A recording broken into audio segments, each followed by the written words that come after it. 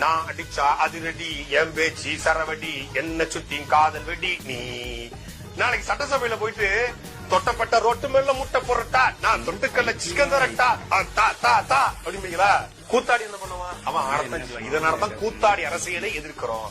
அவராவது சைக்கிள்ல போயிட்டு இருக்காரு, இவங்க என்ன பண்றாங்க தெரியுமா?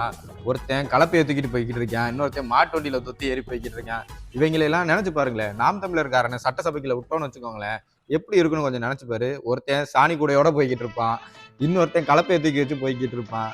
நடிகன் சீமான் என்ன பண்ணிட்டு இருப்பாரு தெரியுமா? அப்படியே கொஞ்சம் பாரு. வட்ட பாறையிலே வரகரிசி தீட்டையிலே சொந்தமுள்ள அத்த மகனே டக்குமு கெடுக்கு தாளம். இப்படிதான் இருக்கும். இந்த லட்சணத்துலதான் சட்டசபை இருக்கும் இவங்களை உள்ள விட்டோம்னா. அதனாலதான் இவங்க கடைசி வரைக்கும் சட்டசபை வாசல்ல கூட போய் நிக்க மாட்டாங்க. கடைசி வரைக்கும் இதே மாதிரி கத்தி கத்தி கத்தி சாகதான் போறாங்க.